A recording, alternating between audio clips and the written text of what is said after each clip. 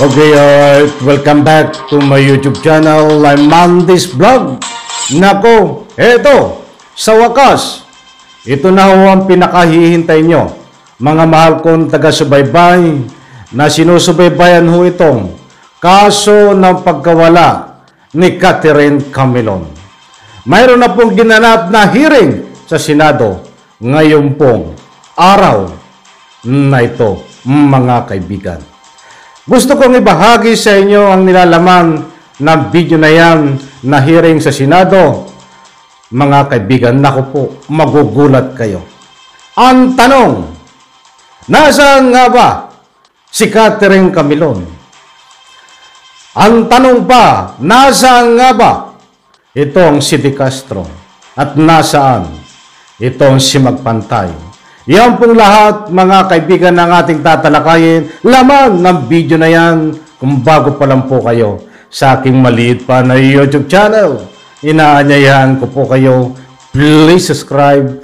Sabay-sabay po nating ilike ang video na ito kung nagustuhan nyo po. Ako'y muling nakikiusap, mga kaibigan, kung pwede lang, patapusin po nating panoorin ang kabuuan ng vlog na ito. Pagkatapos po nating mapanood, magbibigay tayo ng kaunting punto de vista, public opinion na naaayon sa gulong ng video. Samahan niyo po akong panoorin, kaibigan.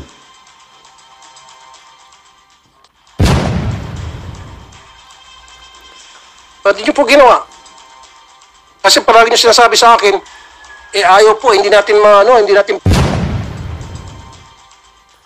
pwede mo. Nasaan ngayon si Catherine Camilon? Nasaan si Major De Castro? Pangatlo, ano ng status ng kaso? Ito pong, Mr. Chair, itong Major De Castro, para sa akin, sobrang pagka-guilty ng taong ito. Because nung makakuha ng DNA doon sa sakyan na na-recover sa victim, no, sasakyan na supposedly yun yung sinakyan ng victim, may blood na sa DNA test, yun talaga ang blood ng victim doon sa loob ng sakyan. And then the PNP were trying to convince Major De Castro magpa-DNA test kasi meron tatlong hair strands ata doon, several hair strands. And tinurn down niya. Now, ni-request ko sa PNP noon, ewan ko sino ba na-interview ko doon sa CIDG noon. CIDG was doing a good job, Mr. Chair. And the CIDG requested doon sa kamag-anak. Kasi siyempre, di mo pwedeng pilitin yung police, yung suspect. Yung kamag-anak, tumanggi rin. Kasi yung kamag-anak, pwedeng idudugtong yun eh. DNA test, ayaw din. Now, dito yung pumapasok yung investigative technique, Mr. Chair, na kulang sa ating kapulisan. Kuminsan kasi common sense. Nandoon na yung police nasa custody ninyo. Tama? Sino ba may custody sa PNP, sa Major noon? Sino po may custody sa PNP at that time? Kanina po, di ba nasa custody yung ninyo si Major nakakulong o sa headquarters? Kayo po? Within the campo po, Your Honor. Kaya nga. So sino nga po mismo may custody doon kay Major while Yung was inside the chief camp? po ng RHS yun namin, Ano Your po? Honor. Chief ng Regional Holding Unit natin. Okay. Now, when you were asking Major De Castro to provide a DNA of his hair or hair strand, and he said no. Tama? And you stopped right there. Tama nga naman, karapatan niyang tumanggi. Ba't hindi niyo po ginamit yung common sense ninyo?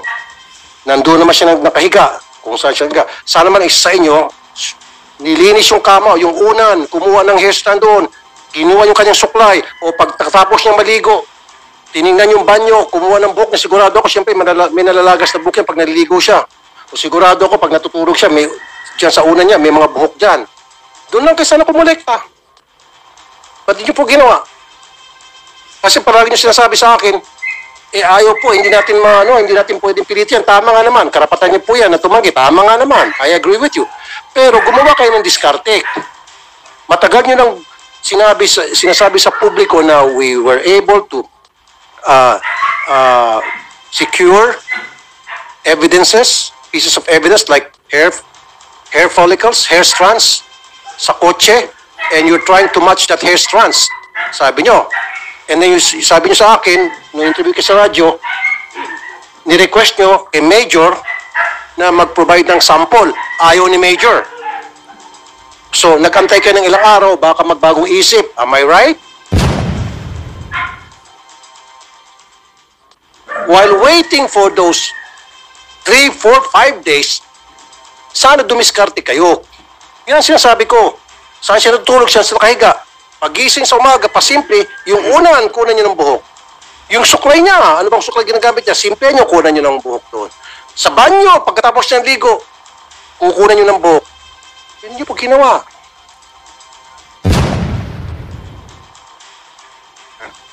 Sir. If I may, Your Honor. In fact, naisip na po namin yan nung andun siya sa office ko. Meron siyang paso na pinag-inuman.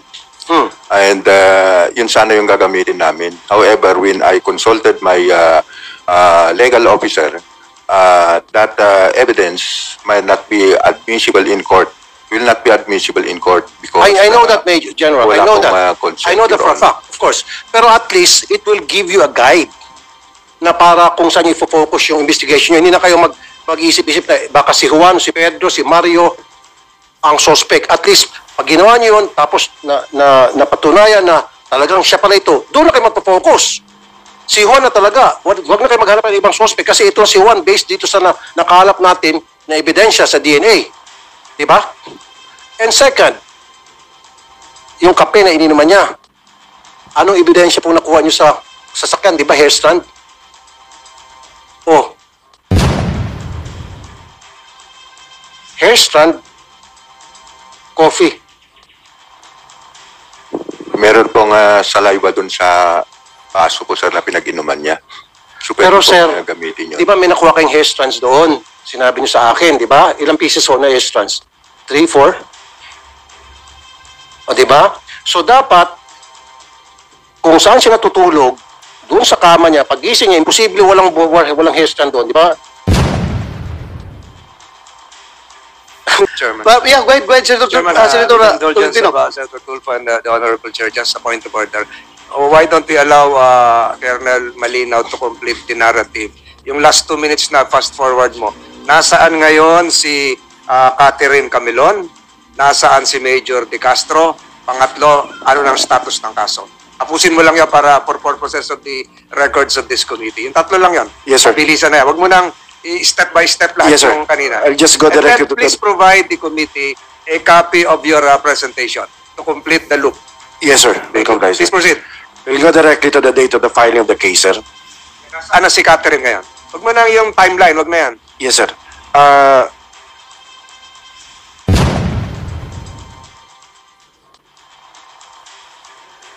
Okay, alright. Shoutout po sa lahat. Yan, mga kaibigan, ang naganap na hearing sa Senado ho. Yung video na yan, mga kaibigan, ay napakahaba. I'm very sorry. Pasensya na po. Disclaimer lang. Kung ito ay hindi po lahat natin matatalakay. Dahil counting video lang ho ang pinakita ko po sa inyo dito sa portion na nagkakaroon po ng pagtanong. Itong si Idol Rapi Tulfo. Sana po ay maunawaan nyo.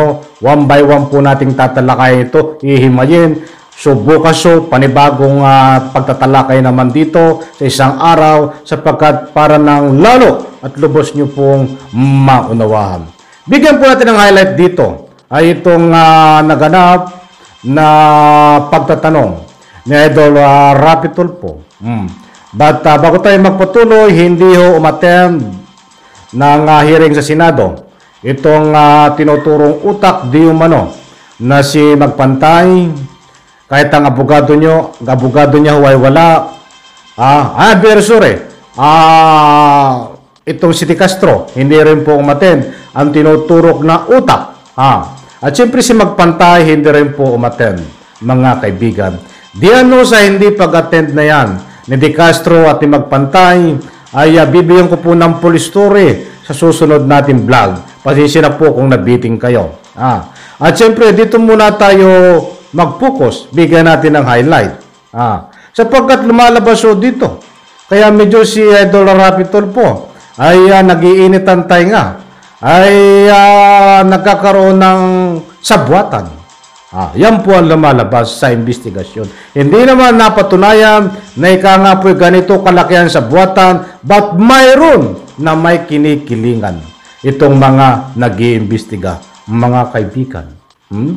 Ang police story ho nito, nako, kung mapapanood nyo po, kaya namang umati ka po na tanungan na hindi masagot, mga kaibigan, at paligoy ang sagot. That's why binibigyan po natin ng ikangay counting highlight dito, kahit sa counting paliwanag, sa malalong madalit salita, sa maikling pananaw public opinion ay nagkakaroon po between police at itong si Major at kabaro nga nila ay nagkakaroon po ng ikangay pagkiling dito ho kay dating Police Major De Castro. Alam niyo na yung pagkiling, counting sa buwatan. Mga kaibigan, di umano. Ang tanong mga kaibigan, ay nasaan si De Castro? Lumang tugtugin na naman po. Alam kong nabitin na naman kayo. Sabi nga ho, ay mga anak yung asawa, ay buntis. Binabantayan, lumang tugtugin. Niloloko niya ang sarili at ang taong bayan. Ay sa bagay, hindi naman kapanipaniwala, di ba? At ito namang si Magpantay nagpadala ng love letter. Masama daw ang pakiramdam ng kanyang abogado. But anyway, ayan pong kabuong istorya ng hindi pag-attend ni De Castro at hindi pag-attend sa hearing nitong si Magpantay. Ibibigay ko po sa inyo sa susunod nating vlog. But dito ho, sa tanong kung nasaan si Catherine Camilon, mga kaibigan, pasensya na po kayo kung nabitin din kayo, kahit ako ay nabitin din. Sa susunod nating vlog, mga kaibigan, ay ibibigay ko sa inyo ang full story nito. Dito sa katanungan na nasaan si Catherine Camilon, nasagot na po natin ang katanungan kung nasaan si De Castro na dating police major na tinuturong utak. Sabi ko nga, ayon sa ikangay padalang pagkakaalam, ay magbabantay di umano ng kanyang may asawa na buntis. Lumantugtugin, di ba? Ito pa lang hindi natin nasasagot, mga kaibigan. Ang tanong, nasaan si Catherine Camilon? Wag po kayong mag-alala, mga kaibigan. Pasensya na po. Ako mismo ang humihingi ng pasensya sa inyo. Sana po ay maunawaan nyo na mahaba na po itong pagtatalakay natin. Sa susunod natin vlog ay bibigyan po kayo na ikangay full story nito kung nasaan si Catherine Camilon.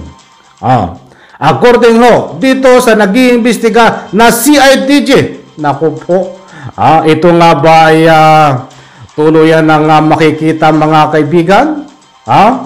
Ito nga ba ay buhay? Ito nga ba ay wala nang buhay? Katulad ng nasabi ko, huwag po kayong mag-alala, huwag kayong mainip.